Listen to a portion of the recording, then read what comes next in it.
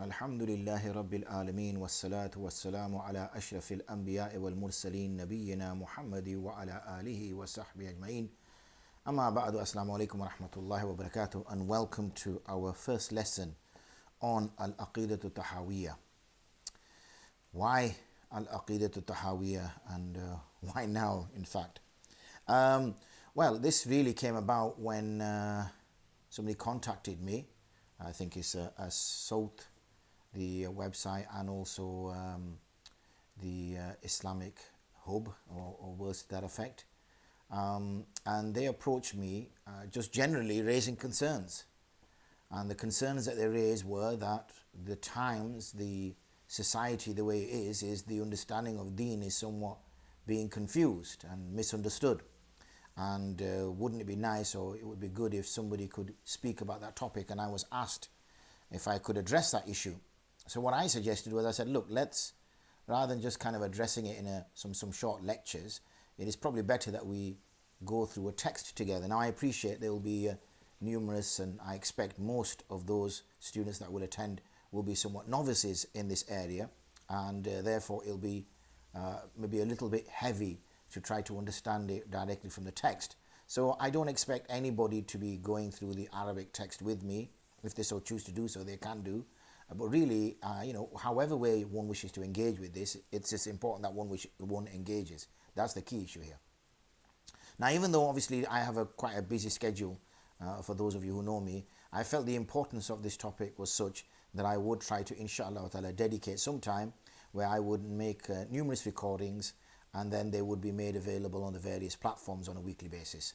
The aim is, inshallah ta'ala, that on a Sunday afternoon, most likely starting, what are we on now? Probably the first week in November, I would say. Obviously, dates will be given when these videos are made available. And we'll try to run it on a weekly basis, inshallah, where whenever I get opportunity, I will sit down and I will make some recordings, and then those recordings will be made available. So why did I feel it was important? Well, I feel it's important because the way society, the way liberalism is sort of impacting on so many aspects of life, even when it comes to faith, liberalism is acting on faith as well. Now, what do I mean by that? I mean that how we define faith, how we define belief, how we define Islam. There was a time when I was a relatively younger man, or a young man, when Islam was quite clear what Islam was. It was somewhat felt quite monolithic, quite felt like, this was right and everything else was wrong. And that level of certainty that it gave to a person was good. It allowed a person's sort of belief system to fit well and understand what the Sharia required from that person. But as time's gone on, then you see these kind of various kind of reinterpretations of Islam. And the impression that is being given is that there are so many versions of Islam out there, and they're all equal. There's no right or wrong Islam. That Islam can be displayed in so many different ways, however which way you wish to display it. That's what I spoke about, the kind of liberalist lens by which even faith is being analysed. So that, Islam is something that is you take and you leave what you want from Islam. Islam can be as you want it. So these are the new issues that we have to deal with, both as believers and particularly as scholars. But also, the old, what you could say, the old issues are still there. Even though this reinterpretation is probably not an old issue either, but it's new in the form that it's taking currently. But so even the old issues, for example, the view of a prophet after Prophet Muhammad sallallahu alaihi wasallam, how that definition, the Khatamun Nabiyyin, how that definition is being somewhat eroded. And not only does that have an impact on the concept of finality of prophethood, but even more so, it challenges the interpretation of Islam, because it allows that somebody after Prophet Muhammad sallallahu alaihi wasallam can reinterpret the religion and make claims like, this is no longer compulsory. Excuse me, this is no longer compulsory. This is now changed. So even though it's an old concept, and people claiming to be prophets occurred even in the time of the Prophet Muhammad sallallahu alaihi wasallam. So that's why I said even old kind of ideologies that need to be dealt with. So in a way, excuse me, I seem to have swallowed a horse or something. So even in both those ideas, this new kind of liberalistic attitude towards religion, that Islam is there are so many versions of it. Not only that, there's so many versions of it, you can arguably practice whichever one you choose. They're all adequately equal. There is no right or wrong. These are equal opinions, equal views, and religion is what you make of it.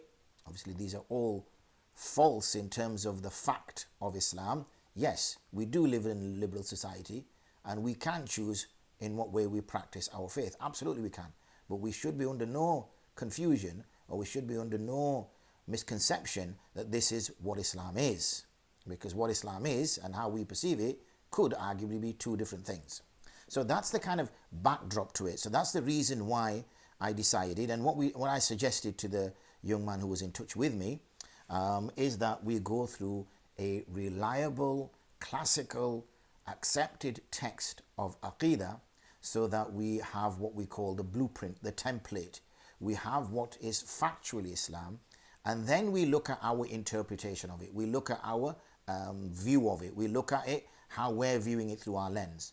Now, everything we're doing which is correct, alhamdulillah, nothing to worry about. But if some of our interpretations, which eventually become beliefs, are wrong, then we need to rectify them. So it's a very important topic. And because it's a very important topic, I reach out to you, my dear student, you're listening to this right now, and say to you that, let's not shy away with using words which can, sometimes we become so PC that we're so scared of using words which may cause offense. And yet other folk aren't too concerned about what language they use, always arguing the concept of freedom of speech in order to, speak of Islam in a very negative way. Let's not, shy away from words like, heaven and hell. Let's not shy away from words like Jannah and Jahannam. These are realities. We cannot just, kind of brush them under the carpet because we feel that there may be uncomfortable conversations that we may have to have with relatives, family members, friends, neighbors. Now, obviously, I'm not advocating that we go out there, and in absolute raw terms, as we call it, and start, banging on doors and sort of going up to our uncle or auntie and saying, oh, by the way, do you want to go to Jahannam? That's not what I'm talking about. So if you misunderstood that, then I'm quick to say that that's not what I'm referring to. What I'm referring to is I'm saying eventually, once we are in that kind of conversation, that we need to have those kind of conversations. They're essential. Okay. For instance, we live in the era of COVID-19, and unfortunately, many of us losing loved ones. And as much as it's an emotional time, as much as it's a difficult time, we have to have difficult conversations with our family members. And for instance, the likes of, are there any qadars of salah that you owe? Are there any fasts that you owe? Are there any, zakat that you owe? Is there anybody that you've, done bad to? Is there anybody you want to make amends with before you leave? This is the reality. Now, people say, well, these are uncomfortable conversations. We don't really want to have these. Well, when are you going to have these conversations? When the person has passed away? A bit late then.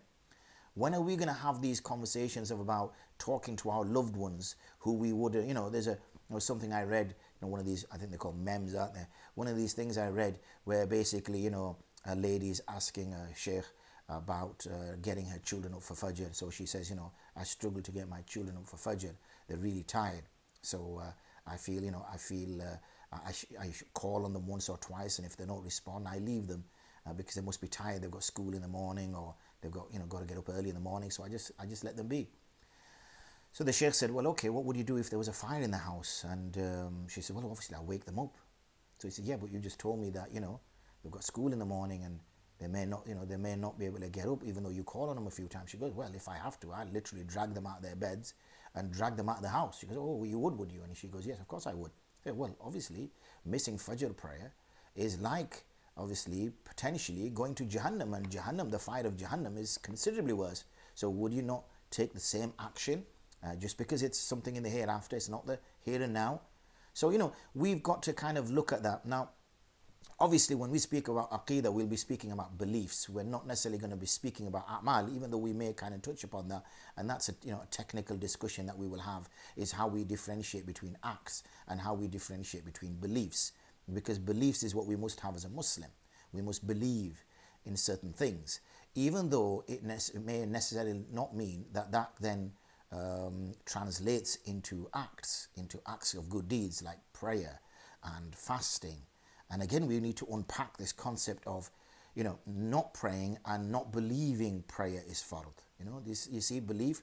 You hear also these kind of, we mix words. So a topic, for example, a sister will ask another sister the question like, do you believe niqab is wajib? And she'll say, no, I don't believe niqab is wajib. Now, what's this word believe mean?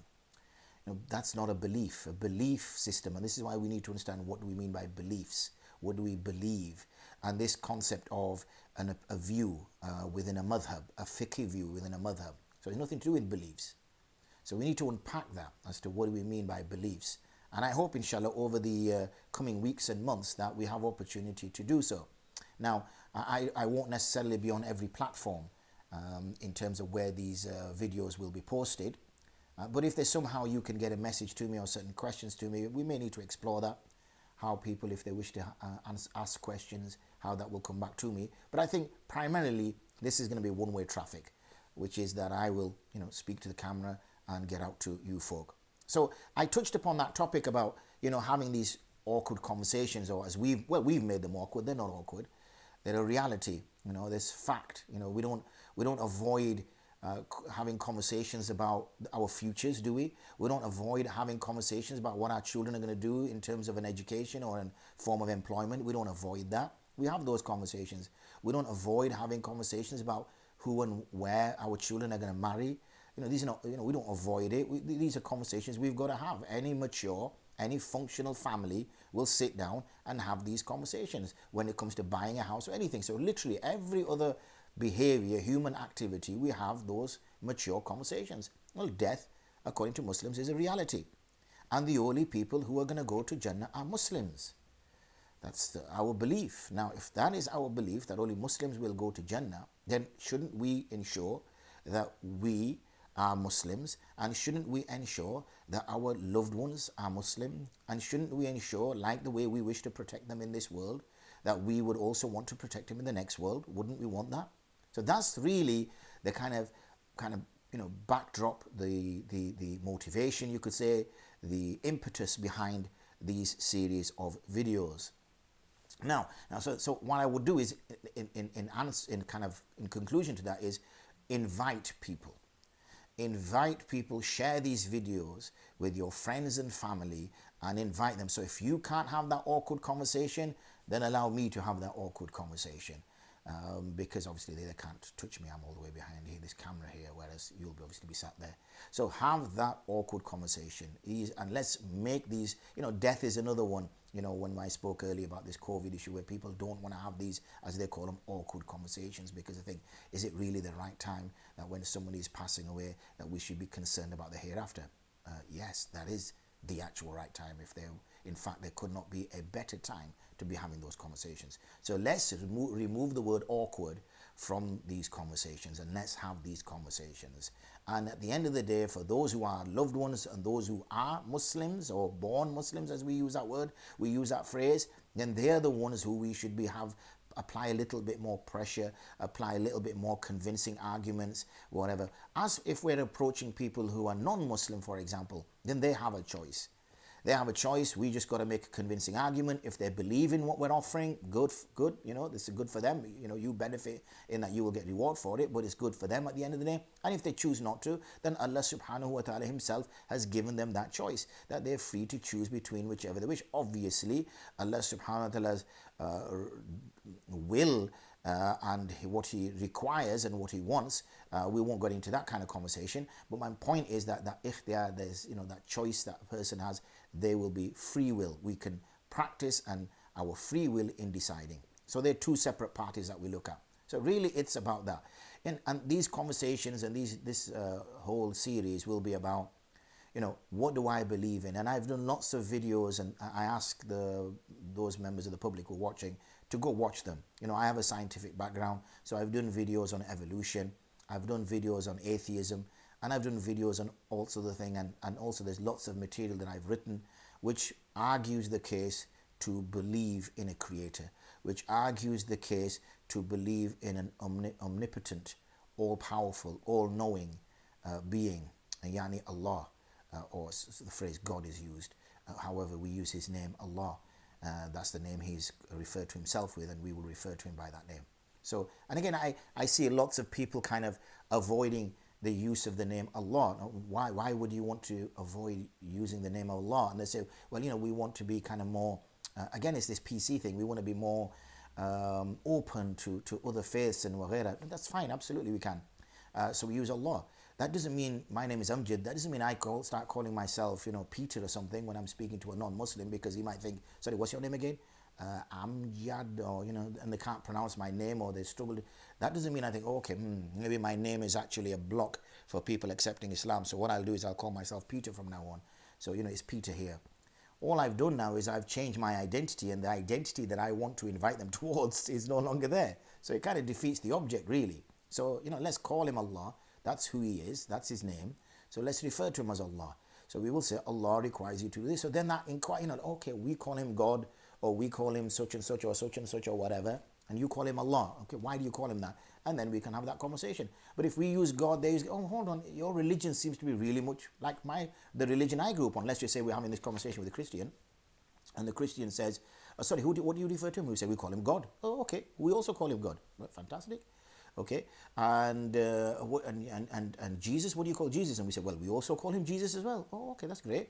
And Abraham, what do you call him? We say, we call him Abraham as well. So hold on a second. So your religion and my religion is pretty much the same, are they? Yeah, they are. Now, what we think is we think we're being PC, and we think we're being, opening and all the rest of it. What we've actually done is made our religion, or watered down our religion, or reframed our religion. So our religion has become very much like somebody else's religion, say the conversation that we are in, the religion of the Christians. So then why would a Christian think, well, what do I gain from going from my religion to your religion? Because your religion sounds very much like my religion. So we say, yes, we do believe in a God, and there is only one God. His name is Allah. Okay, that's his name. Now, I think the problem is because of all this kind of interfaith work, and also this, coming to one word, let's agree on one word, and all this kind of thing. What we've done is we've lost our kind of dawah side of our religion. It's become very much interfaithy. We all get on with each other and all the rest of it. Don't get me wrong, I'm all for faiths getting on and people of no faiths getting on. We all share this country, we all share this world, and it'd be good if we all got on with each other. But at the same time, and in the same breath, I would say that we also have something which the rest of the world don't have, and that is our faith, and that is our belief in Allah, and that is our belief in heaven and hell, Jannah and Jahannam, and that is our belief in all these other. And you'll see me sometimes switching, so please don't pull me up on that. I am intentionally switching, and the reason why I'm switching is that sometimes we use that language so that there's some familiarity for people who are coming from another faith, so they can hook onto it, that, hold on, this guy is speaking so many fancy Arabic words, I don't know what he's talking about. They're saying teaching, don't they, that 95% of what you're teaching your student, they should already be familiar with. It's only that kind of 5-10% that they're not familiar with, so then they can make that jump. But if, say, for example, you were teaching and 80%, 75% the student was familiar with, and 20-25% they weren't, then for some students that jump is just too big. For quite able students, they can make that jump, but for some students there's just not enough stuff on the paper for them to make that leap onto this new knowledge that you want to share with them now. So that's the purpose. So I do reach out to you, my brothers and sisters, to share this widely, inshallah ta'ala, and let's have, as we call them, those conversations. I'm going to drop the word awkward from them now, because we made them awkward and they're not awkward. So let's have those conversations. Let's be open with those conversations, and let's talk about them. Some people say, well, yeah, but isn't faith a private affair? Well, not really, because your faith impacts upon the way you live. So yes, it might be a private affair when it comes to ibadat. Yes, we should keep our ibadat private. It's not something to disclose to people that, I was up all night, mashallah, praying tahajjud and reciting Quran, and today I'm going to be giving out food to the poor, and then I'm going to do this and I'm going to do that. That's not what I mean by the fact that I'm saying that it's public. It's public in the sense that it has an impact on the way we behave. And what I mean by impacts on the way we behave, it impacts on the way we behave in terms of how we speak, how we dress, how we engage with people on the street and things like that. Unfortunately, the manifestations of our faith for the great majority of believers or Muslims is sometimes not too appealing to non-Muslims, whether it be how we look after our areas, the crime rates amongst our youth, the lack of aspirations with regards to education. And these are, people will argue are those who are kind of anti-Islam or Islamophobic will argue it's the faith which brings that about.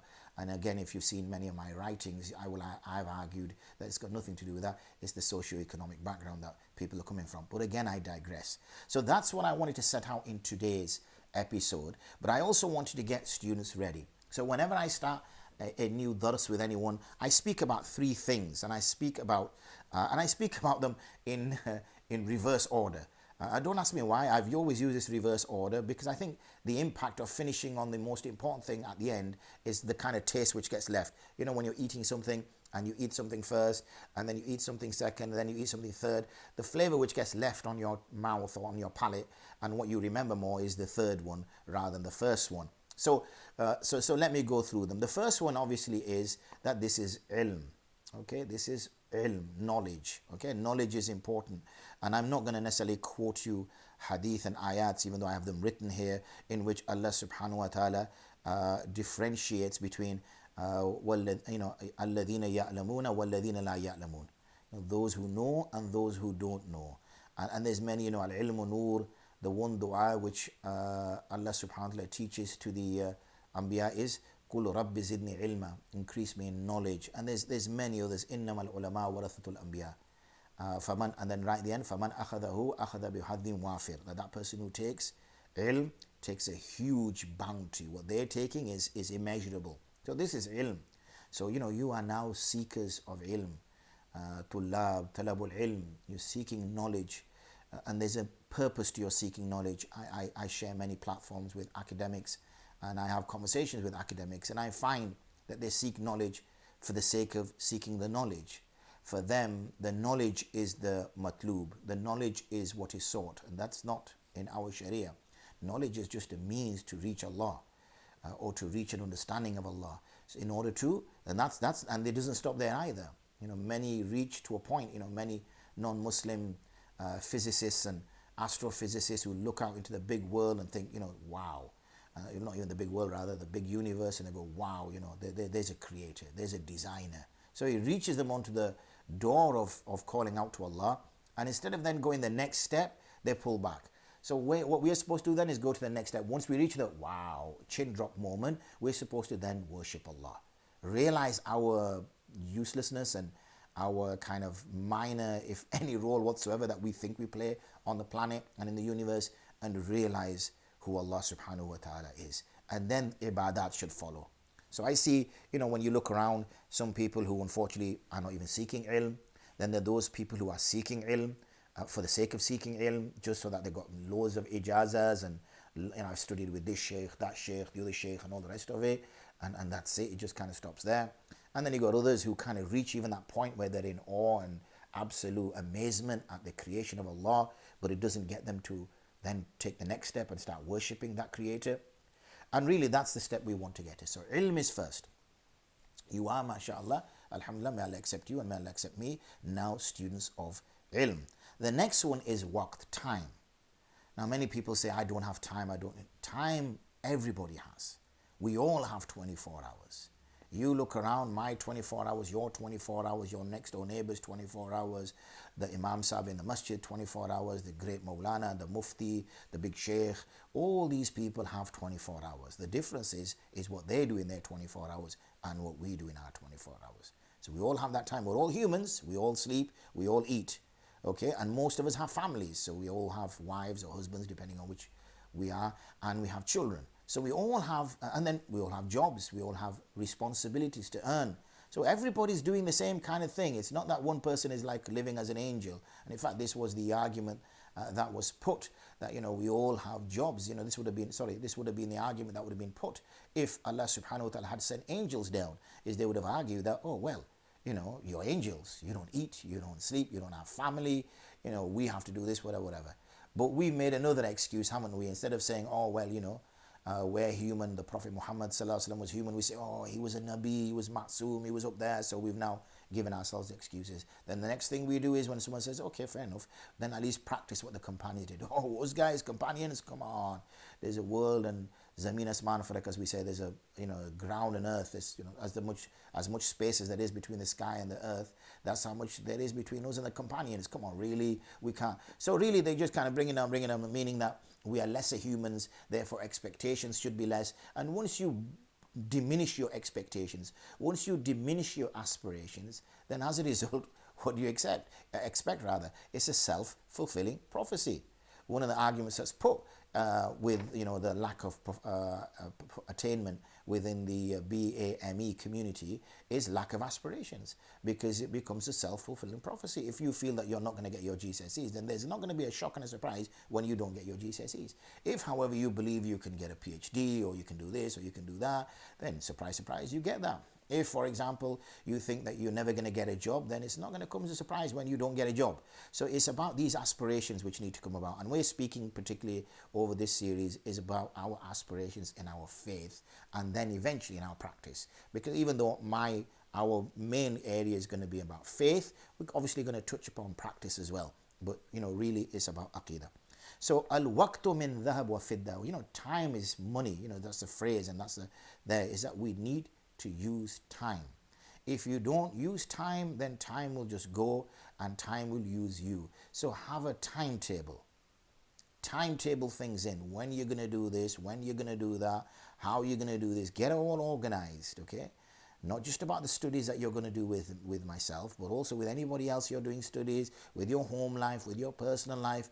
Time it. Don't let time dictate to you what to do. You have a plan. Okay, have a plan. This is what I'm going to do Monday, Tuesday, Wednesday, Thursday, Friday. Whether it's reciting Quran, whether it's praying, whether it's qada that you have to clear, whatever it may be, have a timetable and then use that productively. And finally, like I said, which should have come first, but it's the last taste on your palate, is niyyah. Innamal a'malu bin niyat. You hear it so many times from the minbar. It's become so mashhoor, one would think, literally even a small child would know that narration now, that intentions or the reward of intentions are based on the reward of actions rather is based upon one's intentions. Why are you studying this? Okay, what's your intention? So clear that out from the word go. You don't want to put hours and hours and hours into this with the wrong intention, or just to say, oh, I'm studying with Mufti Amjad, or I'm studying, Al-Aqida Al-Tahawiyya, and I'm going to be this, I'm going to be that, so I can debate with you and I can tell you this and I can tell you that, or so that I'm better than you, whatever. Have the right intentions. Your intentions are to understand what your beliefs you must have in order for you to believe in them.